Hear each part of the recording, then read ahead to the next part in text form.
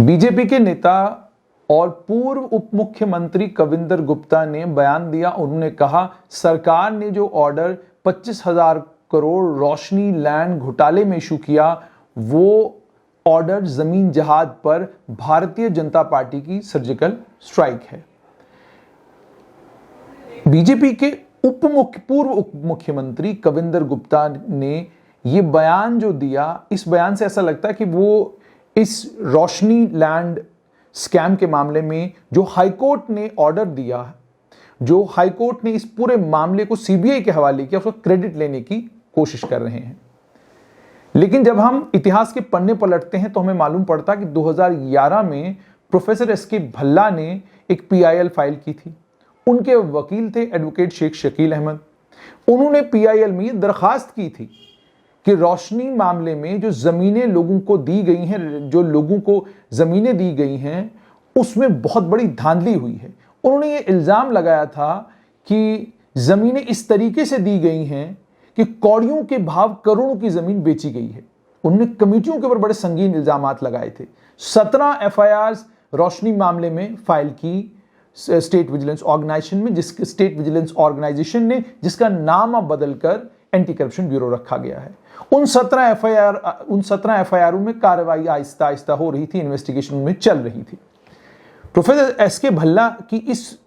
PIL पर 2014 के बिल्कुल आखिर में एकजुट जम्मू के जो आज चेयरमैन हैं एडवोकेट अंकुर शर्मा, उन्होंने एडवोकेट शेख शकील के साथ बातचीत की और उन्हें यह कहा कि चूंकि कैग ने इसका ऑडिट किया है, ऑडिट में ये तमाम चीजें सामने आई हैं और कॉम्प्ट्रोलर ऑडिटर जनरल ये कह रहा है कि ये 25,000 करोड़ रोशनी लैंड घोटाला है, वो उसको घोटाला कह रहा है, तो इसमें सीबीआई की जांच होनी चाहिए। तो इस तरीके से 3 लोगों ने इस रोशनी लैंड घोटाले में सेंट्रल किरदार प्ले किया है, सेंट्रल एक्टर्स जो इस पूरे रोशनी लैंड मामले के हैं। एक प्रोफेसर एसके भल्ला जिन्होंने पीआईएल फाइल की, उसके बाद एडवोकेट शेख शकील अहमद जिन्होंने इस केस को लड़ा, जो हर तारीख पर मौजूद रहे, और उसके बाद एडवोकेट अंकुर शर्मा जिन्होंने सीबीआई के हवाले जांच करने की मांग की, और साथ में जिनकी मांग ये थी कि रोशनी एक्ट को अनकॉन्स्टिट्यूशनल डिक्लेयर कर दिया जाए और इसके तहत जितनी भी जमीनें दी गई हैं उन तमाम जमीनों को वापस लिया जाए। अब जरा सोचिए, मामला इन 3 लोगों का है और मेहनत इन 3 लोगों की है, लेकिन इस मेहनत का क्रेडिट जो है बीजेपी के पूर्व उप मुख्यमंत्री कविंदर गुप्ता लेने की कोशिश कर रहे हैं। सवाल यह है कि 2014 के आखिर में 2015 के बिल्कुल शुरुआत में बीजेपी पीडीपी की सरकार बनी। बीजेपी और पीडीपी की सरकार 3-3.5 साल चली। एक बिल पास करके इस मामले का निपटारा किया जा सकता था। एंटी करप्शन ब्यूरो जो उस समय स्टेट विजिलेंस ऑर्गेनाइजेशन था, उस स्टेट विजिलेंस ऑर्गेनाइजेशन के ऊपर जबरदस्त प्रेशर बनाया जा सकता था कि जल्द से जल्द 17 की 17 एफआईआर्स का निपटारा करिए। इस केस को सीबीआई के हवाले सरकार कर सकती थी, सरकार के पास वो प्रावधान थे। सरकार इसकी सीरियसनेस को ध्यान में रखते हुए, और अगर वाकई ये जमीन जहाज का मामला है तो ये तो और ज्यादा संगीन मामला हो जाता है। इस संगीन मामले को एनआईए के हवाले कर सकती थी, सरकार इस मामले को सीबीआई के हवाले कर सकती थी, सरकार एंटी टेररिस्ट स्क्वाड बनाकर इस मामले की जांच पड़ताल करवा सकती थी,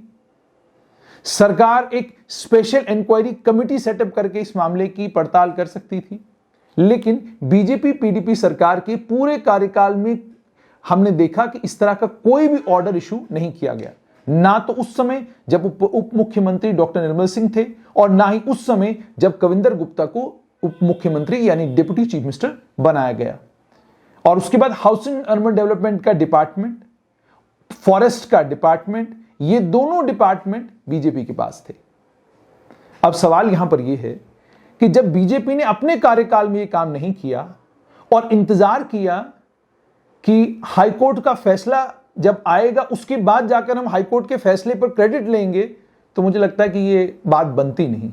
मामला यह है कि ये क्रेडिट अगर रोशनी लैंड स्कैम में ये जितना कुछ आज हो, जितनी पड़ताल आज हो रही है, जिसमें सीबीआई अब इसमें पूछताछ करना शुरू हो गई है, जिसमें हाईकोर्ट की तरफ से बाज़ाब्ता क्लियर कट इंस्ट्रक्शंस हैं, जिसमें बाज़ाब्ता सरकार की तरफ से इंस्ट्रक्शंस आ चुकी हैं कि 6 महीने के अंदर अंदर तमाम ज़मीन वापस ले ली जाए और जिन जिन लोगों से पैसा लिया गया उनको वापस कर दिया जाए। इस तमाम मशक्क़त के पीछे, इस तमाम मेहनत के पीछे सबसे पहले प्रोफेसर एस के भल्ला,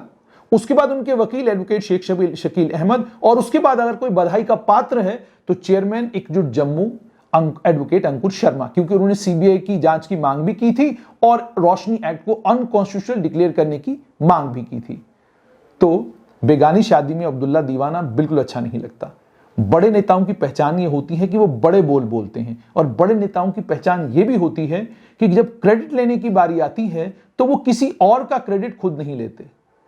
जिसका बनता है उसी को क्रेडिट दिया जाना चाहिए। इस मामले में जहां बधाई के पात्र चीफ जस्टिस गीता मित्तल हैं, जहां बधाई के पात्र उनके साथ में जो डिवीजन बेंच में एक और जज साहब बैठे थे जस्टिस बिंदल हैं, वहीं पर बधाई के पात्र प्रोफेसर एस के भल्ला हैं, एडवोकेट शेख शकील अहमद है और एडवोकेट अंकुर शर्मा है, क्योंकि ये लोग लगातार 9 साल तक इस पूरे मामले को फॉलो अप करते रहे, कोर्ट में बहस करते रहे, कोर्ट को कन्विंस करते रहे, कोर्ट के सामने सबूत पेश करते रहे। रेवेन्यू डिपार्टमेंट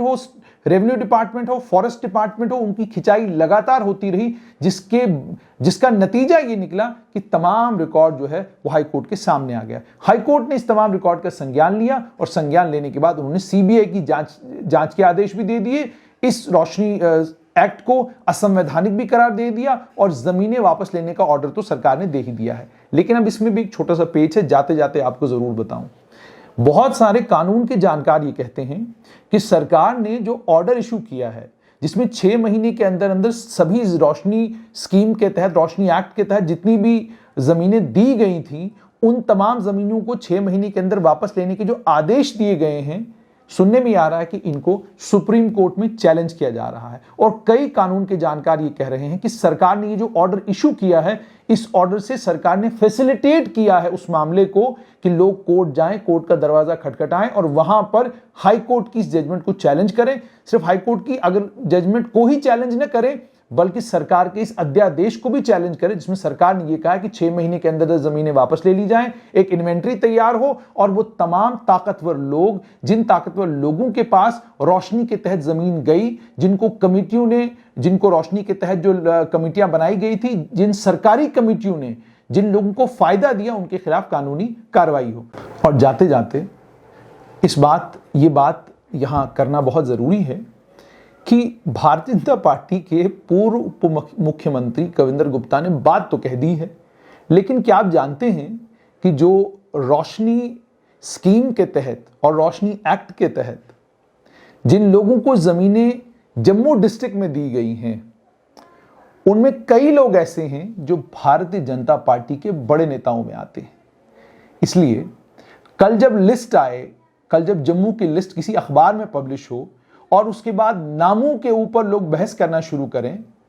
तो उस वक्त बीजेपी के पूर्व उप मुख्यमंत्री से बहुत सारे सवाल हो सकते हैं। इसलिए सियासी मामलों में जब भी आपने बात करनी हो और सियासी मामलों में जब भी आपने कुछ कहना हो, सोच समझकर कहना चाहिए। जो मामला कोर्ट का है, जिस मामले में चीफ जस्टिस साहिबा ने खुद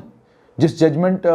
को दिया हो, जिस जजमेंट में वो खुद शामिल रही हो, जिस पूरे मामले की देखरेख खुद उन्होंने की हो, उस मामले में इस तरह का अटपटा बयान देना और ये कहना कि ये बीजेपी की सर्जिकल स्ट्राइक है, ये गलत है। आपके पास 3.5 साल जम्मू कश्मीर में सरकार थी, आप 3.5 साल में अपने मंत्रालयों के जरिए ये सब कुछ कर सकते थे।